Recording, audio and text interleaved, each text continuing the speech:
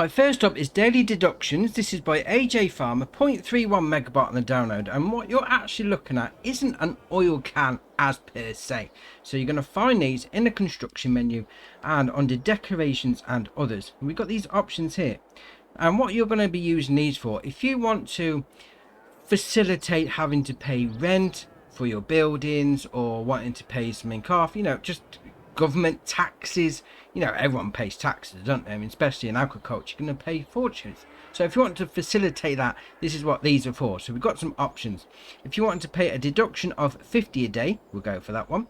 We then got the 100 a day, 250, 500 and 1,000 a day. So obviously you place these down. For each one that you place down, it's going to deduct that amount. So obviously I'll place that oil can down, so I'm going to be deducted £1,000 a day.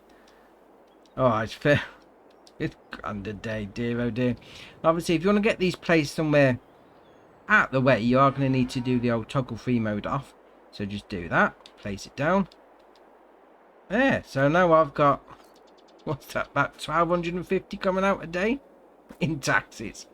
That being said though, I mean, that'll fit into somebody's roleplay, no problem. Oh, very nice. Right, next up is Barn with Pigsty. This is by Gracchus and Philippe, 21.38 megabyte on the download. You're going to find it in the construction menu and under animals and pigs, as you can well imagine. They are 65 grand to place down. It's going to hold 50 pigs. So we'll come over. This first section over here will open up these like that. I mean, they are pretty slow for opening up, I must admit. Is that middle one? Did I trigger it off? There you are. So once you come in here, obviously, nice bit of a garage, store some stuff in. You can come over here and you've got a little option to go into your pigsty there. So we'll close that up, don't want them escaping.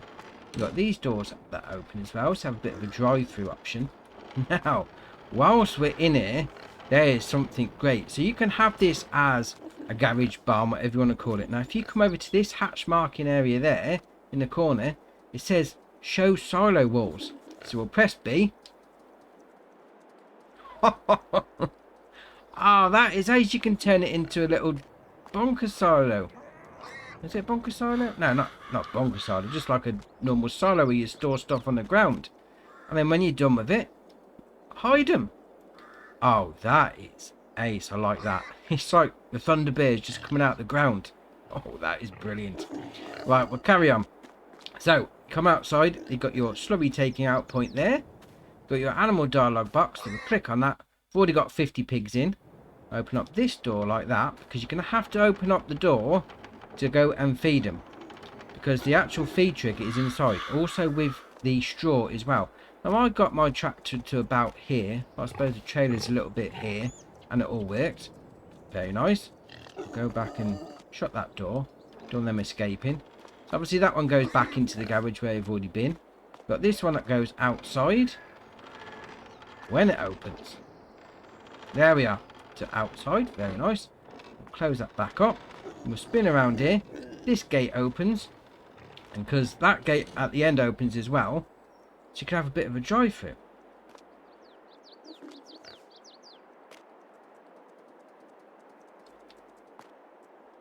Alright, this gate's a little fiddly. There you are. Oh, it opens better that side. Dear oh dear. A little bit of a workshop storage rack in there. We'll close that up again. We'll open up these doors like that. There we are. And outside, got a bit of a open-sided storage for vehicles. Very nice. Then we'll come in here. Got a bit more storage space in here. Probably for stuff that you can pick up by hand. We can come up here. We've got a bit of a hayloft on the go. Oh, that's alright. You can open up that door.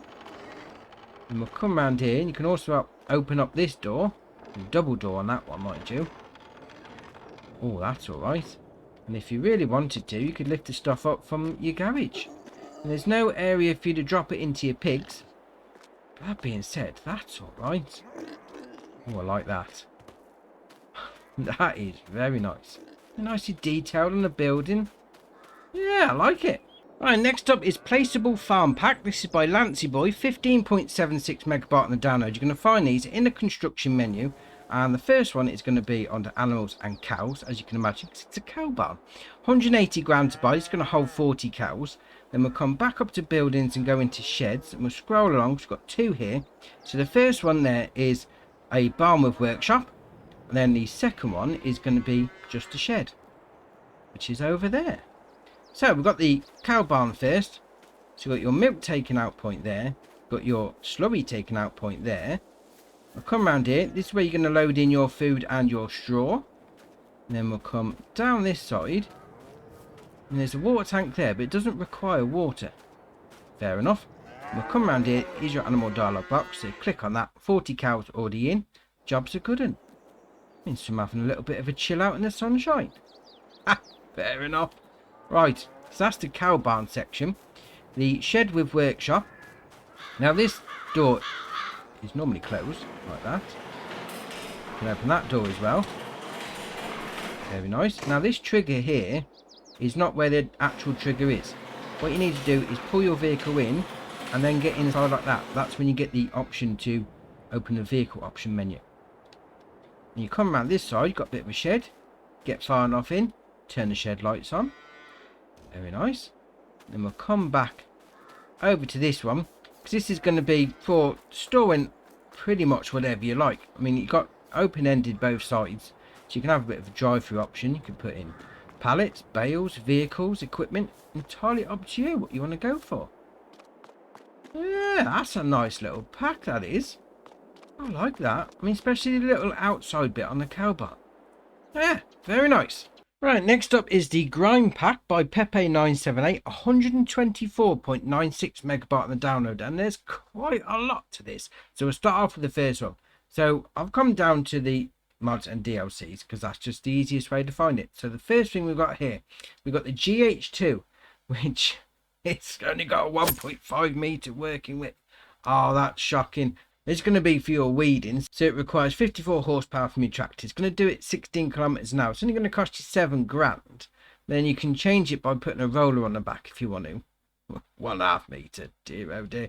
We then got the GH4, which isn't much better. 2.5 meter on this one. 74 horsepower requirement, 16 kilometer an hour again. 12 grand for this one. You then got the roller option on the back as well. Oh, I do like the look of that roller on the back. That looks smart. We then go to the GH8, 140 horsepower requirement from your tractor, 6 meter working width. Now we're talking, we're getting somewhere. 6 meter, 16 kilometer an hour working speed, 19 grand. No options on that one. We then come across to the GL32E. So this is going to be a sower. Dear oh dear. Back to the 1.5 meters. Got a 500 litre grain tank, 60 horsepower requirement for your tractor, 11 kilometer an hour working speed, 10,800 to buy. We then come to the GL32F. Dear oh dear. 800 litre grain tank, 60 horsepower requirement from your tractor, 1.5 meter again. On a cedar. Dear oh dear. 11 kilometer an hour, 18,800 to buy. You got the option there are configuration standard or planter. Puts those bits on the back like that. Then we got the WH200 Eco. So this is going to be for harvesting your actual potatoes, but rather than putting it into a tank, it just digs them out of the ground and then lays them into a windrow, which is interesting, I must admit. It's only got 1.5 meter working width, so it's still tiny. 68 horsepower requirement for your tractor, 8 mile an hour working speed. That's a little bit different. I like that though. 11,900 to buy. Then going to the WH200S. So it's got a 72 horsepower requirement, 1.5 meter working width. Although saying that, that's pretty much the same specs as the other one. The difference is you got left swath dropping or right swath dropping. So you just want to put one out to the side, left or right. Fair enough. Then we'll come on to the WR200CDW. Okay, that just does the same thing though, isn't it? 150 horsepower requirement from your tractor. Still only got 1.5 meter working width, mind you. Dear oh dear. Now, this is where we're going to come into the little bit different section, the GBF. So this is going to be a potato conveyor belt, 6.5 grand to buy. There is no options, and we'll have a look at that in a little bit. Then we've got the SE8555. So this is a pull along harvester. So it's got a 6,800 litre grain tank, 90 horsepower requirement from your tractor, 0.9 metre working width on that. That's ridiculous. 10 km/h working speed, 88.5 grand to buy. The options you got there are configuration standard, have a cover on it, or standard. Then we'll go on to the next one, which is a box filler. Obviously this has come as part of the pack, so it's not just a potato filler. You can use this to put anything in. When you've got the options there along the bottom, you can put pretty much every loose product in the game in it. Oh, that's all right. Then we've got the conveyor loader. There you are. So it's got a 3,500 litre capacity. Going to cost you 1,500. The options you got are belt black or yellow. Then we've got the PS511. This looks ace. 15 km/h working speed, 38 grand, and no options. Then we've got two trailers. We've got the multi-trailer 190 and then the multi-trailer 350. They're both the same. Obviously, 190's got a 19,000 litre capacity. 350, it's got a 35,000 litre capacity. You then got the options, usual shenanigans with the wheel brands and the tyres. Then you've got design, grime, red or white. Then you've got cover, no or yes. And then we'll come back out of that and we'll go down into the construction menu and under buildings and sheds, because we've got this here, potato warehouse. Now this is rather large, but obviously, you know, it's a warehouse. Warehouses aren't going to be small. Right, so what we've got here, we'll go for the warehouse first. Now this door opens up and closes. Just, I left it in a bit of a mess, so we'll close that down like that. Oh, is that in the way? Let's move that back quick before it gets trapped. Dear oh dear. So that closes down like that. You can open up this door as well. And inside is your warehouse. All nicely chilled out. Now what you can do over here with these is you can put dividers up. There's that one over there. We'll come to this one. Put that one in the middle. And we'll come to that one. That one on the right hand side. So you can space out all your products to get proper ventilation. Oh, that's all right. Then if we come out of there and we'll come over to this corner here, turn on the lights. That does the lights inside. The ones on the outside are automatic. Very nice indeed. Right, now onto this section. So we've got the conveyor belt situation on the go, and this is a. So what you need to do is come into there. You've got the option there, enter vehicle. Can't really see nothing because that conveyor belt's in the way, so we'll jump out and we'll come over to this one. So this is what you'd normally see. So if you do L, B and A, it'll fold it down. So normally it comes like that. So you want to do L, B and A again, unfold it like that. So then you do L, B and you got disable pallet creation or enable it. So entirely up to you, you do for whatever one you want. Now if you were to go to disable pallet creation, obviously you're going to need to buy one of those box pallets and then stick it underneath, so otherwise it doesn't work. You need to have that pallet there. So what we're going to do over here, so I've got this whole set up. So we've got the conveyor belt there, we've got that extra one. Now this is ace. You jump into that. I mean, look how you're sat. That is ace. You just drive it around. There's like a bit of a snake on the go, mind you, but you just back it up. So obviously it overhangs into that bit. Just right, like that. Because one thing I will say, when this conveyor, because obviously this one isn't tall enough to get onto this conveyor belt to make the pallets. So you do need this one. If this isn't just right, if you nudge it, and it is easy to nudge, particularly because you've got to move all this into place with a forklift truck, it doesn't work. And you can end up getting yourself all frustrated. So we'll go into that there. So we're going to do L, B and A, unfold container.